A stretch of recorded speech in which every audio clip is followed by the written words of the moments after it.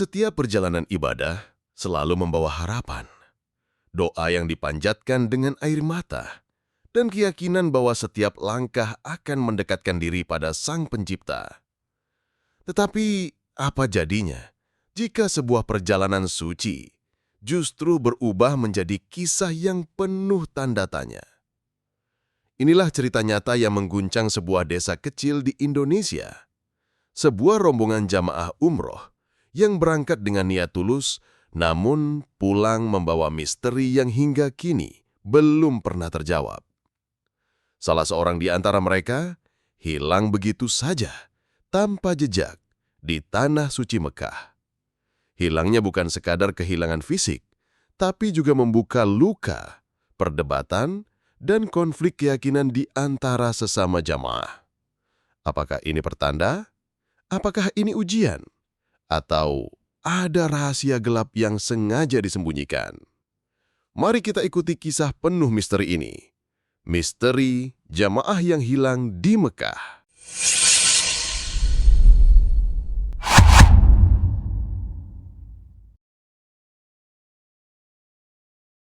Suasana pagi itu di desa kecil yang terletak di tepi sawah tampak berbeda. Para jamaah sudah berkumpul sejak subuh, wajah-wajah mereka bercampur antara kegembiraan dan kecemasan. Hari ini adalah awal dari perjalanan yang selama ini mereka impikan, menunaikan ibadah umroh. Di antara mereka, Pak Hasan, seorang pria berusia 55 tahun, tampak tenang namun matanya memancarkan kesungguhan yang dalam. Bagi Pak Hasan, ini bukan sekadar perjalanan fisik, tapi perjalanan hati untuk menebus kesalahan masa lalu dan mencari kedamaian yang selama ini dirindukan. Ketika bus yang akan membawa mereka ke bandara mulai melaju, suara doa dan tahlil mengisi udara pagi.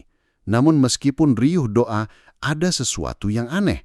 Beberapa jamaah mengaku mendengar suara azan samar, berbeda dari azan biasanya, seperti terdengar dari kejauhan yang tak bisa dijelaskan. Mungkin cuma angin. Gumam salah satu jamaah, tapi rasa penasaran mulai merayapi hati mereka. Di tengah perjalanan, Pak Hasan duduk termenung, tangannya memegang tasbih yang sudah mulai aus. Sesekali ia menatap ke jendela seakan menatap sesuatu yang hanya ia sendiri bisa lihat. Beberapa orang menoleh, merasa ada aura yang berbeda dari pria tua itu. Anak-anak yang biasanya riuh tiba-tiba diam, seolah merasakan keheningan yang aneh. Setibanya di bandara, proses check-in dan boarding berjalan lancar. Namun, ada kejadian kecil yang membuat beberapa jamaah merinding. Salah seorang perempuan muda mengaku melihat bayangan samar di sudut ruang tunggu, seperti sosok berjubah putih yang menatap Pak Hasan. Ketika ia menoleh lagi, bayangan itu hilang. Ia menggigil, mencoba mengabaikannya, tapi cerita itu mulai menyebar di antara jamaah lain. Perjalanan udara menuju Tanah Suci berlangsung panjang.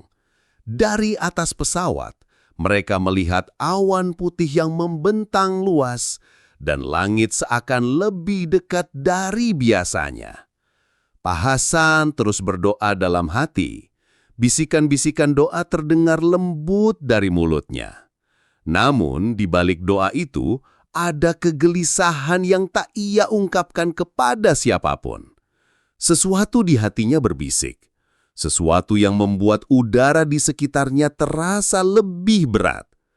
Ketika pesawat mulai menurunkan ketinggian dan lampu-lampu kota Mekah mulai terlihat, seluruh jamaah bersiap dengan antusias. Tapi Pak Hasan menatap kota itu dengan tatapan kosong, seolah ia melihat sesuatu yang lain, sesuatu yang hanya ia sendiri yang bisa mengerti. Dalam hatinya, ia merasakan campuran antara kebahagiaan, haru, dan ketegangan yang tak bisa dijelaskan. Perjalanan ini, pikirnya, akan menjadi pengalaman yang tak hanya menguji tubuh, tapi juga iman, keyakinan, dan mungkin takdirnya sendiri.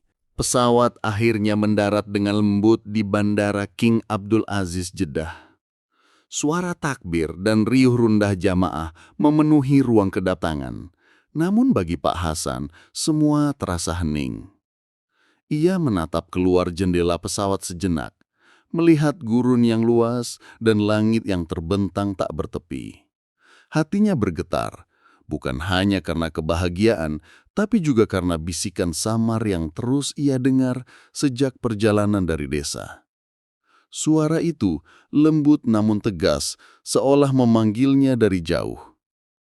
Rombongan jamaah mulai bergerak, mengikuti petugas yang memandu mereka melewati imigrasi dan pemeriksaan bagasi. Beberapa jamaah saling bercakap-cakap dengan riang, membicarakan pengalaman pertama mereka menginjak tanah suci. Namun, Pak Hasan berjalan dengan langkah pelan. Matanya sesekali menatap ke arah luar jendela terminal, seakan mencari sesuatu yang tak terlihat. Beberapa jamaah mulai menyadari perubahan sikap Pak Hasan. Ia sering berhenti tiba-tiba, menunduk, atau menatap langit-langit terminal dengan wajah serius. Pak Hasan, apa Bapak baik-baik saja? Tanya seorang pemuda yang menemani rombongan. Pak Hasan tersenyum tipis, tetapi senyum itu tak sampai ke matanya. Aku hanya merenung sedikit. Jawabnya singkat, namun nadanya terdengar berat. Ketika bus mereka melaju menuju Mekah, rasa kagum menyelimuti para jamaah. Gedung-gedung tinggi, jalan-jalan yang ramai, dan hiasan lampu yang menyala membuat kota ini tampak hidup. Tapi, ada hal yang aneh.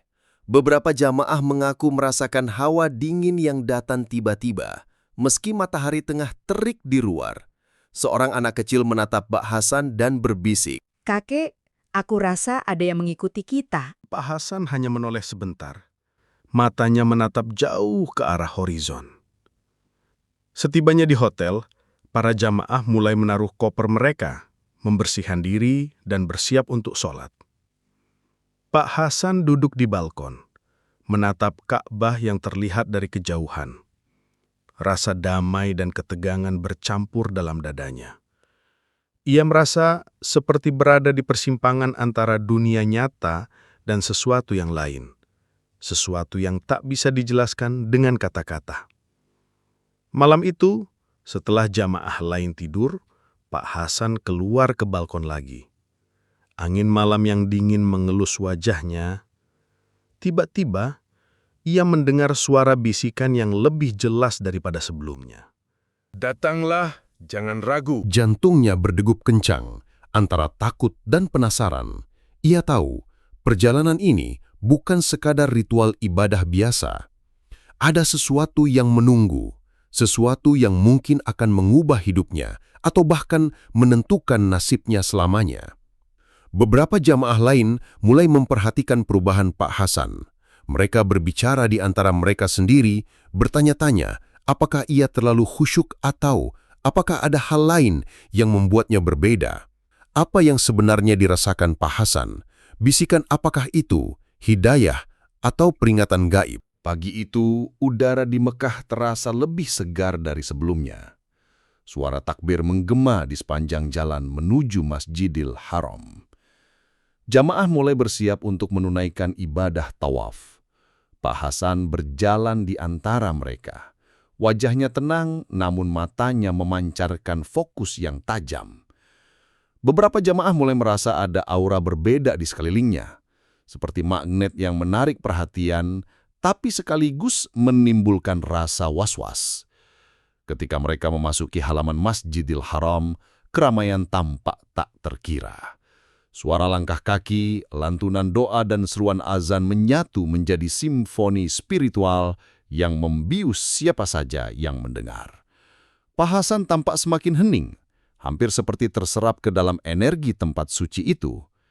Beberapa jamaah mengamati gerak-geriknya, merasa ada sesuatu yang tak biasa, namun mereka tak berani menanyakan apa-apa. Saat tawaf dimulai, kejadian yang tidak disangka terjadi. Pak Hasan, yang tadi berjalan bersama rombongan, tiba-tiba hilang dari pandangan. Sebuah kehampaan muncul di tempatnya berdiri. Jamaah di sekitarnya panik, berteriak memanggil namanya. Pak Hasan! Pak Hasan! Namun jawabannya hanyalah riuh ramai orang yang tak terdengar jelas. Seorang pemuda mengaku sempat melihat Pak Hasan berjalan ke arah pintu samping masjid yang seharusnya tak ada akses ke area itu. Sosoknya terlihat samar, seakan melayang di antara manusia. Panik mulai menjalar. Beberapa jamaah menduga ia tersesat, sementara yang lain merasa ada sesuatu yang lebih mistis sedang terjadi. Ketegangan semakin meningkat ketika rombongan mencoba mencari Pak Hasan di seluruh penjuru Masjidil Haram. Mereka bertanya kepada petugas, namun tak ada yang mengetahui keberadaannya. Seorang anak kecil mulai menangis, berkata bahwa ia melihat Pak Hasan berdiri di atas lantai yang seharusnya tidak ada, menatap ke langit dengan wajah bersinar. Perasaan takut dan penasaran bercampur di hati setiap orang. Di tengah kepanikan, beberapa jamaah mulai berspekulasi. Apakah Pak Hasan mendapat panggilan khusus dari Allah atau apakah ia terseret oleh sesuatu yang tak terlihat, sesuatu yang berada di luar nalar manusia? Diskusi di antara mereka mulai memanas. Sebagian merasa ini adalah pertanda spiritual yang luar biasa, sebagian lain khawatir bahwa ada pengaruh goib yang menyesatkan. Sementara itu, Pak Hasan sendiri terasa seperti dalam keadaan setengah sadar, setengah nyata. Ia mendengar bisikan lembut yang memanggil namanya, membimbingnya ke arah yang ia tak tahu. Hati dan pikirannya bercampur antara takut dan penasaran, namun ia merasa tidak bisa menolak panggilan itu.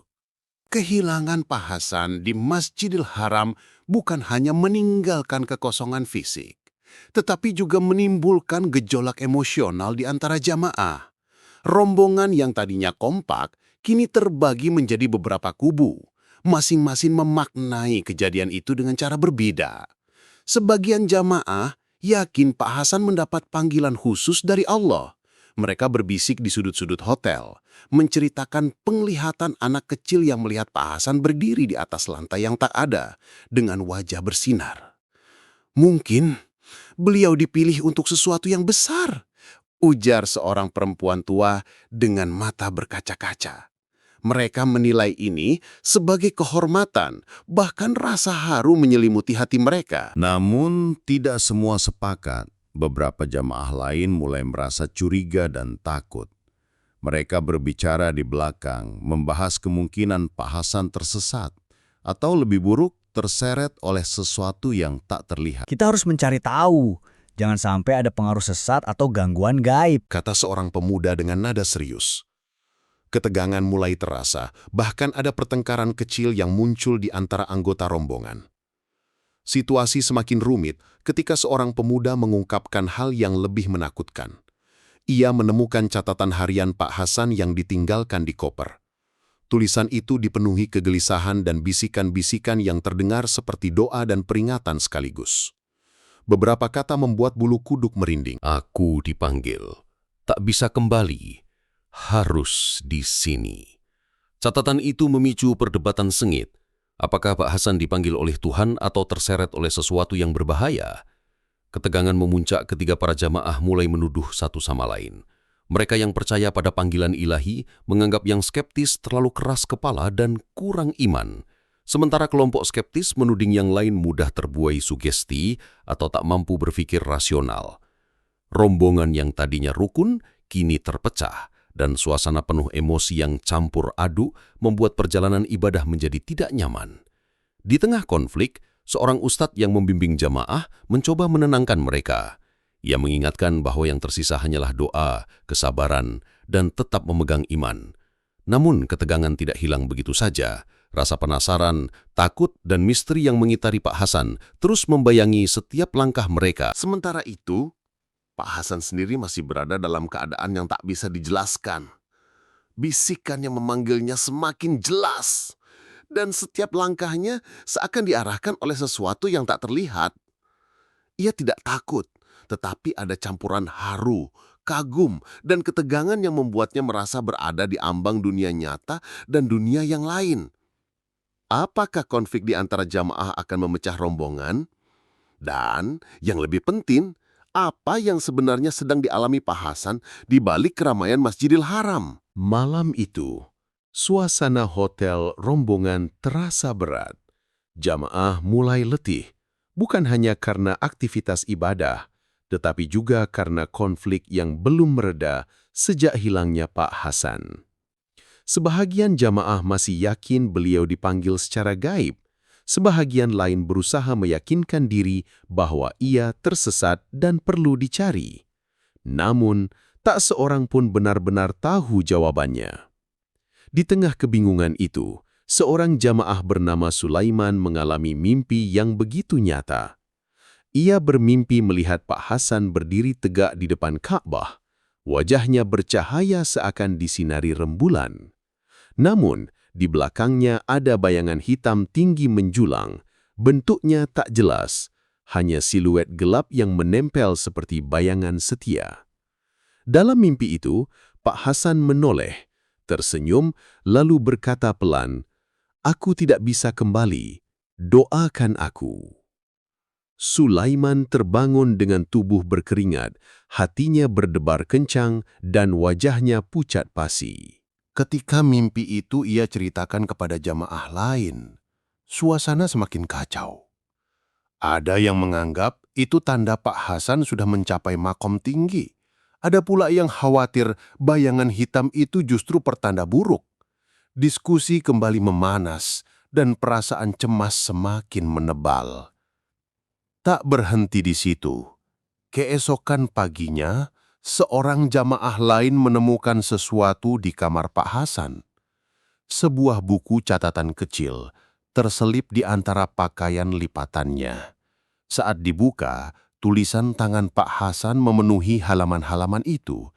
Isinya bukan sekadar doa, melainkan kegelisahan yang ia simpan sejak lama, penyesalan atas masa lalu, rasa takut akan dosa-dosa, dan bisikan yang terus ia dengar sejak dari desa. Aku dipanggil. Suara itu semakin jelas. Ia berkata, "Aku harus menetap di sini. Tidak ada pulang, tidak ada kembali. Inilah tempatku." Jamaah yang membaca catatan itu saling berpandangan dengan wajah pucat. Kata-kata itu bisa dimaknai sebagai keikhlasan seorang hamba yang ingin wafat di tanah suci, atau justru bisikan dari sesuatu yang tidak berasal dari kebaikan. Ustadz yang membimbing rombongan mencoba menenangkan suasana. Ia berkata, "Kita tak boleh mendahului takdir. Yang kita tahu hanyalah Pak Hasan hilang. Selebihnya, hanya Allah yang tahu." Namun, dalam hati kecil mereka, bayangan Pak Hasan seolah masih ada, menatap mereka dengan tatapan misterius, seakan ingin menyampaikan sesuatu yang tak selesai. Di saat jamaah berusaha menerima kenyataan, pertanyaan semakin membesar. Apakah Pak Hasan benar-benar dipanggil untuk menetap di tanah haram, atau ia menjadi korban dari sesuatu yang tak bisa dijelaskan oleh logika manusia? Hari-hari terakhir di Mekah seharusnya menjadi momen indah penuh rasa syukur. Namun, bagi rombongan jamaah asal desa kecil itu, setiap langkah terasa berat, seakan bayangan Pak Hasan masih mengikuti mereka. Wajah-wajah mereka tampak muram, meski mulut tetap melantunkan doa. Ada sesuatu yang hilang, bukan hanya seorang anggota rombongan, tetapi juga ketenangan hati. Pencarian resmi sudah dilakukan. Pihak keamanan masjid bahkan otoritas setempat telah dihubungi. Namun, hasilnya tetap nihil. Tidak ada tanda-tanda Pak Hasan. Seolah bumi tanah suci menelan dirinya. Beberapa jamaah mulai pasrah. Kalau Allah memang menghendaki beliau wafat di sini, semoga itu menjadi kemuliaannya. Tetapi bagi yang lain, kehilangan ini justru menyisakan tanda tanya yang semakin besar. Suasana makin mencekam ketika salah seorang jamaah mengaku melihat sosok Pak Hasan di antara lautan manusia saat salat berjamaah. Ia bersumpah melihatnya berdiri di saf depan, khusyuk dengan wajah bersinar. Namun, ketika sholat usai dan ia berusaha mendekat, sosok itu lenyap begitu saja, seperti asap tertiup angin. Cerita itu menambah kebingungan. Apakah Pak Hasan benar-benar masih ada di sekitar mereka atau hanya bayangan yang diciptakan oleh rasa kehilangan?